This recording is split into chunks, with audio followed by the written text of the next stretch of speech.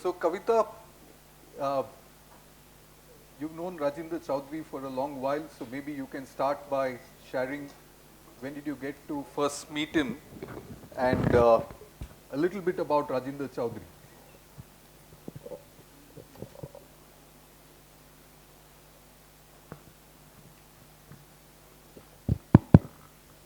Um, Professor Rajinder Chaudhary is, I'll give my description of him. He's a Gandhian through and through.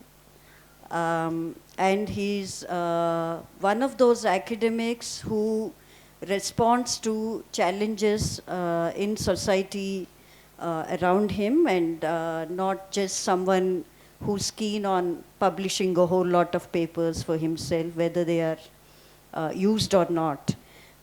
So this connect with the immediate society around him, I think it got reflected in the fact that in the India Against Corruption movement in Rohtak, he was one of the people who led the effort in mobilizing the public there, the citizens there. And from what I understand, he left his professorship um, because he found that what he's teaching students was not really getting reflected in the results that he was seeing, and he felt frustrated about it, and he resigned from being an economics professor from MD University of Rohtak. And the Kudrati Kheti Abhiyan that he started supporting, I mean, it's something that one can say he initiated. Farmers took it forward on the ground, I guess. But the fact that he was like a backbone support to hundreds of farmers over the past 12 years, if I am not mistaken. And he lent his academic rigor to them and helped them connect with those practitioners around India who could help farmers in various districts of Haryana. And the most important thing about Kudrati Kheti Abhiyan's intervention in Haryana, I think, is the kind of results that they obtained in wheat crop.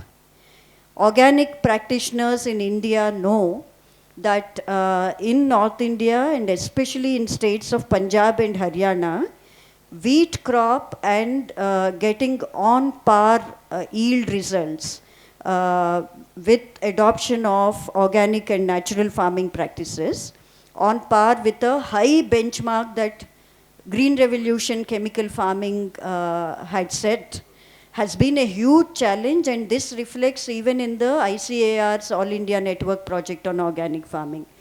Kudrati Kheti Abhiyan actually broke that barrier.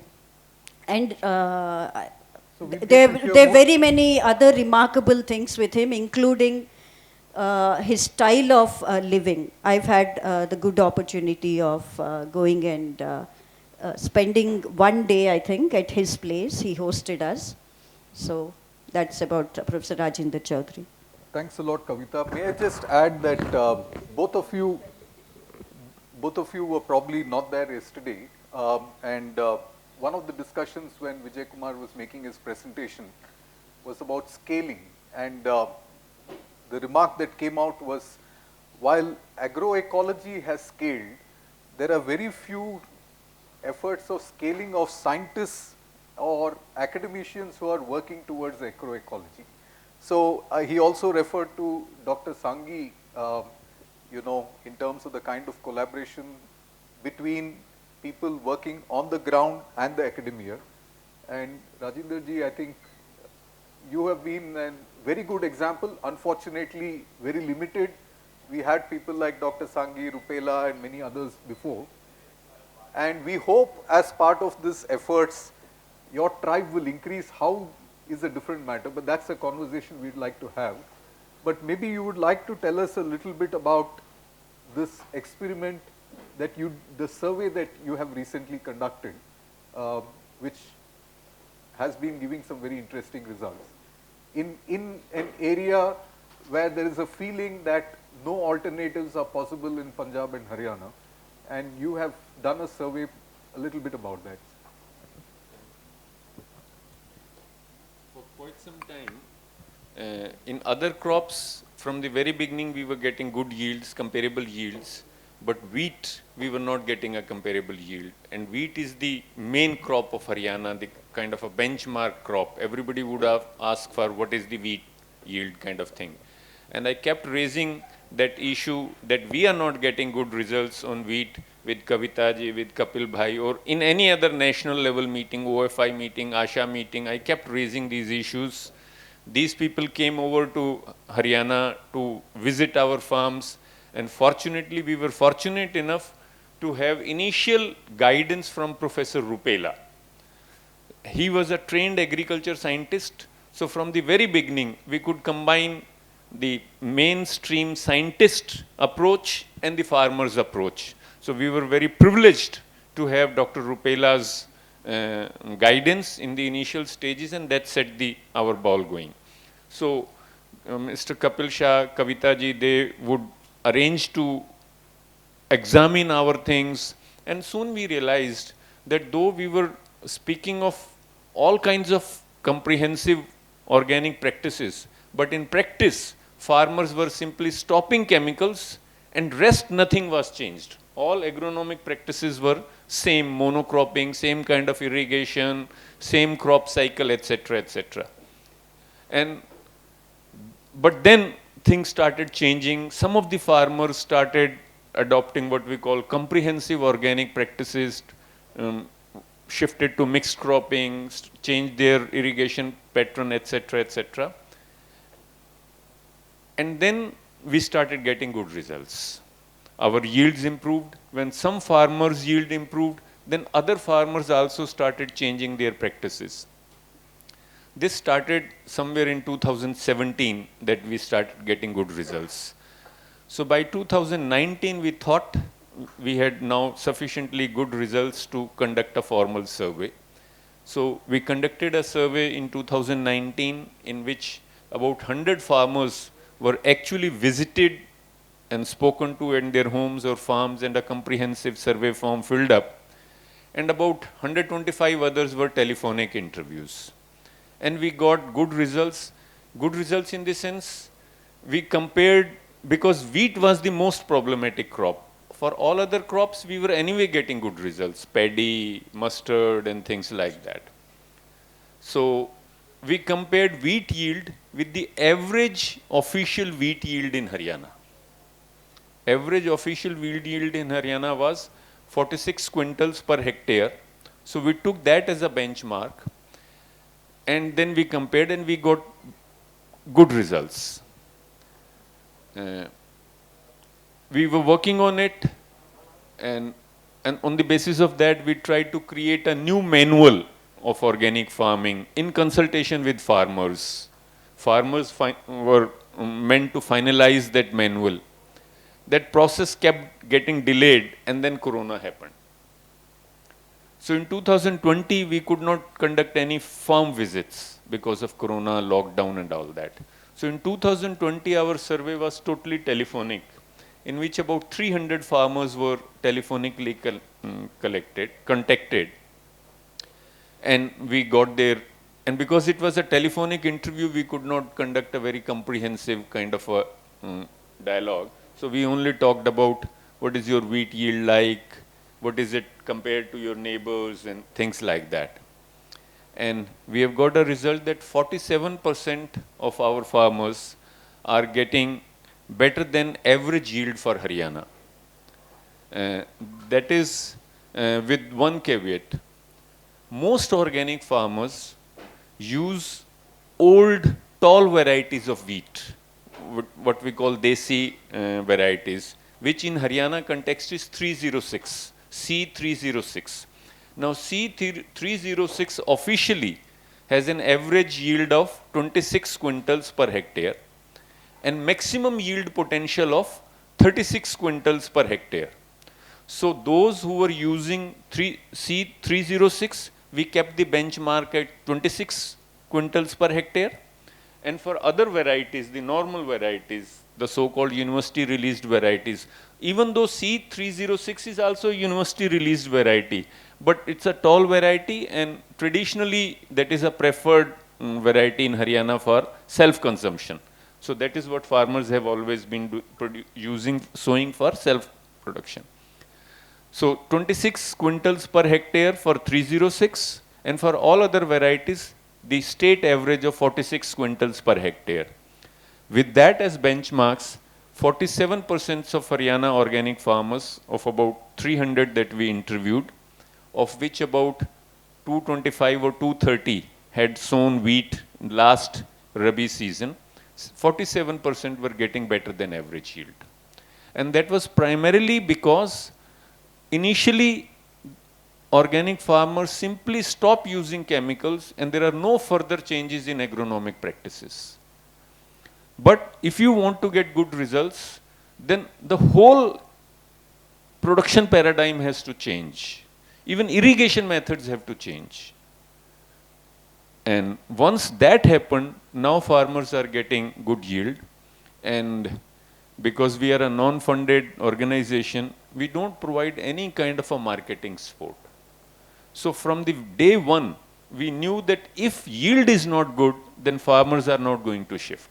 Because there is no financial incentive, no subsidy, nothing that we are providing, and there is no marketing support.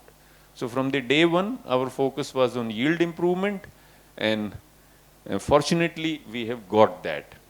And now, because some farmers have got it, others have also started doing it. So that's what our experience. So Rajendraji, one final question.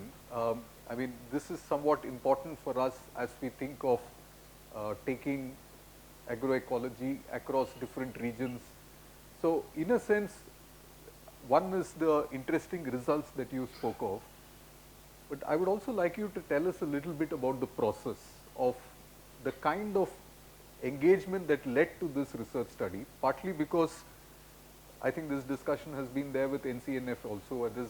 With the spread of more awareness, with the spread of more farmers taking it up, there's a concern that research studies and providing evidence for this becomes important. And providing evidence requires a different way of doing research. We have to have a natural scientist there. We have to have a social scientist who understands agriculture. We also have to have farmers and the movements sharing their work, maybe producing knowledge with them, but also being open to the fact that sometimes the rigor of, an evaluation might turn to be contrary from general expectations. So you cannot compromise on possibly the rigor of evaluation, even as you have your heart in the right place. So how did you do it in your case, and what do you think should be the way which we could discuss during the day and beyond? Because I think the tribe of people like Rupela and others is decreasing, but we need to increase, we have Rupela as a natural scientist, you as a social scientist, and a strong engagement with the farmers and their concerns. I just want to add that we have very few economists associated with the agroecology movement. He's one of those rare people. From the very beginning, I have been aware that Rajendra Chaudhary as an economist, as a professor of economics, and Rajendra Chaudhary as a social activist, they should be on the same page. What I say as an activist, I should be able to defend it as a professor of economics. From the day one, that has been my approach in everything that I do. So, but fortunately or unfortunately for me, my capacity to engage with academic institutions, official mechanism is very limited. Otherwise, I wouldn't have resigned my job. If I was successful in engaging with the official academic establishment, I wouldn't have resigned my job, because teaching is the only thing that I can do. But what we could do was that we did not take these telephonic survey results on face value. We tried to do a second confirmation, one way or the other. One way was that we would speak to some neighborhood farmer and tell him, ask him that so and so is saying that he's been doing organic farming and he has got good results. What do you think about it?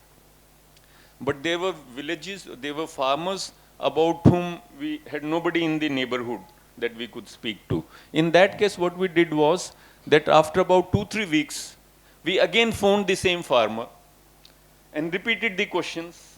And if we got the same results again, we accepted that. In some cases, wherever it was possible, not in 2020 because that was a corona time, but in 2019, we also made a field visit. And 4 initial results were cancelled during field visits.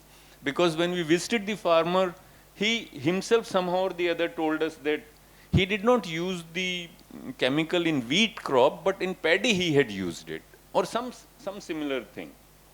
So I think so we made our best attempt to weed out suspect results. And the second thing then we did was that we held a public meeting, convention.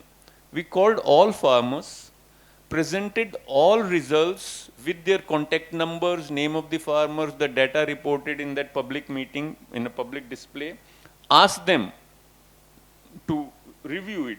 Are they convinced of it? There was a 2-day meeting in which about 80 farmers participated. There was a heated discussion. But eventually the conclusion was that though there may be a bit of overstatement, but on the whole, the results are reliable. And we, as I said, we made all the contact details of farmers on those who were receiving especially better than average yield, a public document, and asked farmers to go and visit them and verify it. And we did the same in 2020. In September 2021, we held a public consultation in which we invited all farmers' organizations, we invited all agriculture establishment of Haryana, and we are glad that for the first time, some of them responded. For example, Agriculture University sent 2 persons, Horticulture Department sent 1 or 2 persons, though Agriculture Department did not send anybody. And we invited farmers' organization. Unfortunately, they also did not come, but 1 or 2 farmers' organizations also came. We asked all the farmers to display their, put up a poster saying for how long they have been doing it, what are their contact details, what are the crops they are taking, what is their yield like. And this was put in public display, and we asked all the presents to go and verify that. So beyond that, I don't think we have the resources to do a more quote-unquote scientific kind of a research that is for establishment, academics, mainstream academics to come and do it, and we invite IRMA to come and do that kind of a research. Thank you very much, Radhendra ji.